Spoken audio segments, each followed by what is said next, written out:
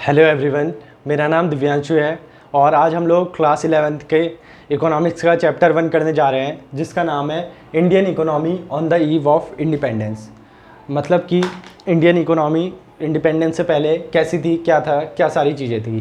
तो आइए समझते हैं इसे बहुत आसान तरीके से।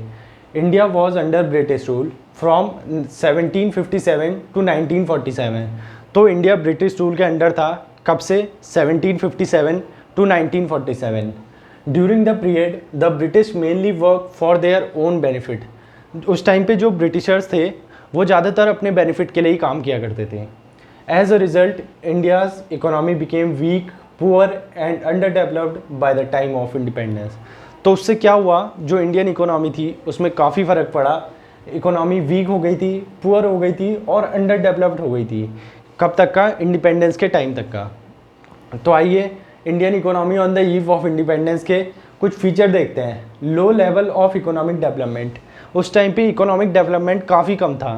मतलब लोग ज़्यादातर एग्रीकल्चर में डिपेंडेंट थे और एग्रीकल्चर उतना अच्छा नहीं हो पाता था। तो ये था पुअर एग्रीकल्चर सेक्टर। वही 70 to 75% people depend on agriculture. देखिए जो वास्ट पॉपुलेशन है वो ज़्यादातर एग्रीकल्चर पे डिपेंडेंट है, 70 to 75%। जो प्रॉब्लम्स थी एग्रीकल्चर में, problems in agriculture, low productivity, मतलब कि प्रोडक्टिविटी कम थी। डिपेंडेंस ऑन मानसून, मतलब कि मानसून पे ज़्यादा डिपेंडेंस था। इरिगेशन फैसिलिटी नहीं हुआ करती थी उतनी अच्छी। स्मॉल लैंड होल्डिंग्स, मतलब कि ज़मीन बहुत कम होती थी। लैक ऑफ मॉडर्न टेक्नोलॉजी, कोई भी नई टेक्नोलॉजी नहीं थी। तीसरा पॉइंट है poor industrial sector. India mainly export raw material and imported finished goods from Britain.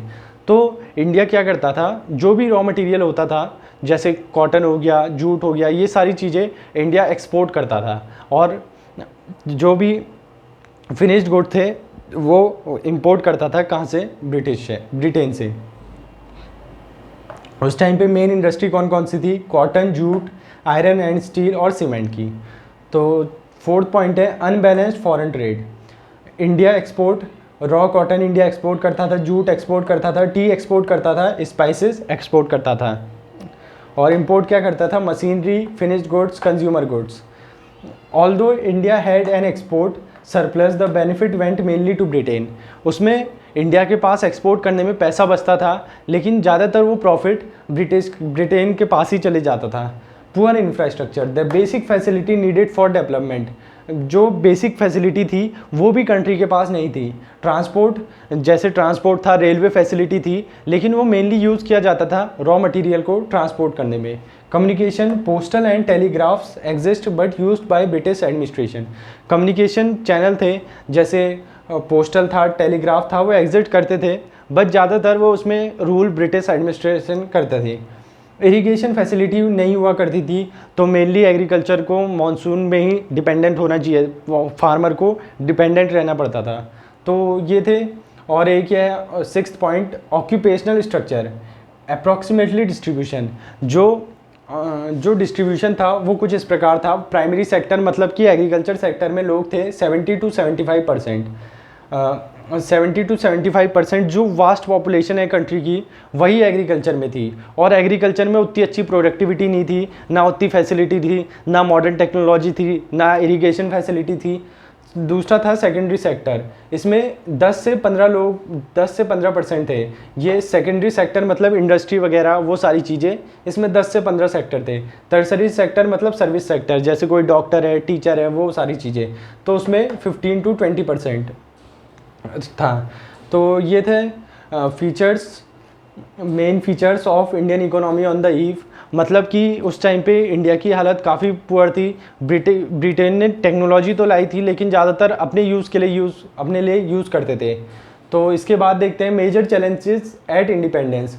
जो मेजर चैलेंजेस इंडिया को फेस करने पड़े इंडिपेंडेंस के टाइम पे।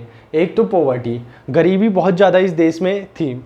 मतलब कि लोगों के पास काम नहीं था तो उस वजह से स्टैंडर्ड ऑफ लिविंग बहुत गिरी हुई थी और उतनी अच्छी सुविधाएं नहीं थी। पॉवर्टी, अनएम्प्लॉयमेंट मतलब रोजगार नहीं था। बैकवर्ड एग्रीकल्चर, मतलब एग्रीकल्चर में कोई भी नई टेक्नोलॉजी, कोई सारी चीज़ें नहीं थी। पुअर इंफ्रास्ट्रक्चर, मतलब इंफ्रास्ट्रक्चर अच्छा नहीं था, रोड, ट्रांसपोर्ट, ये सारी चीज़ें अच्छी नहीं थी। लो लिटरेसी रेट बहुत कम था, मतलब कि वो इंडियन को ब्रिटेन पढ़ाना नहीं चाहते थे, और ताकि वो पढ़ लिख जाए तो समझदार बन सके और अपने आप को संभाल सके। तो यही था कि लो लिटरेसी थी। पॉजिटिव कंट्रीब्यूशन बाय ब्रिटिशर्स ने कुछ पॉजिटिव कंट्रीब्यूशन भी करे थे, जैसे कि वो रेलवेज लाया था, वो आजकल बहुत अच्छा ट्रांसपोर्ट है और बहुत चीपेस्ट ट्रांसपोर्ट कह सकते हैं हम उसे। दूसरा है पोस्टल सर्विसेज आई थी, टेलीग्राफ, सम मॉडर्न इंडस्ट्रीज़, बहुत सारी मॉडर्न इंडस्ट्रीज़ थी। Introduction to English education system, मतलब कि इंग्लिश एजुकेशन सिस्टम को ब्रिटिश लाया था इंडिया में।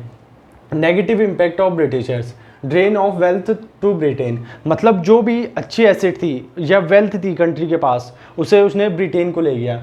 डिस्ट्रक्शन ऑफ हैंडीक्राफ्ट्स, जो भी हैंडीक्राफ्ट्स इंडस्ट्री थी, इंडिया की हैंडीक्राफ्ट इंडस्ट्री काफ़ी अच्छी हुआ करती थी, लेकिन उसने सारी हैंडीक्राफ्ट इंडस्ट्री को बर्बाद कर दिया। पॉवर्टी, गरीबी बहुत ज़्यादा थी। अनएम्प्लॉयमेंट, लोगों के पास काम नहीं था, रोज़गार नहीं था। लो इंडस्ट्रियल डेवलपमेंट काफ़ी ज़्यादा कम था। तो अब देखते हैं ये डेमोग्राफिक कंडीशन क्या होती है। Demographic condition, high birth rate, मतलब कि लोगों के पैदा होने का रेट बहुत ज़्यादा बढ़ा था। हाई डेथ रेट, लोग मरते भी काफ़ी ज़्यादा थे। लाइफ स्पैन अराउंड 32 ईयर्स ही हुआ करता था।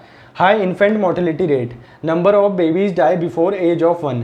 जो हाई इन्फेंट मोर्टेलिटी रेट, मतलब जो भी बेबीज़ 1 साल से पहले मर जाते हैं उन्हीं को इन्फेंट मोर्टेलिटी रेट बोलते हैं। तो इन्फेंट मोर्टेलिटी रेट काफ़ी हाई हुआ करता था उस टाइम पे। लो लाइफ एक्सपेक्टेंसी, मतलब लोगों की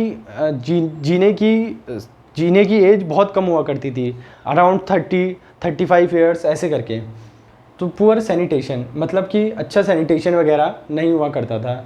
तो ये सारी चीज़ें थी Indian economy on the eve of independence में, मतलब कि ब्रिटिशर्स ने काफ़ी ज़्यादा नुकसान किया था इंडियन इकोनॉमी को, और इंडियन इकोनॉमी में काफ़ी ज़्यादा दबाव डाला था। उस वजह से इंडियन इकोनॉमी उस टाइम पे इतना अच्छा ग्रो नहीं कर पाई, इंडस्ट्री नहीं हुआ करती थी ज़्यादा, मेजर पॉपुलेशन एग्रीकल्चर में डिपेंडेंट हुआ करती थी, और भी सारी चीज़ें।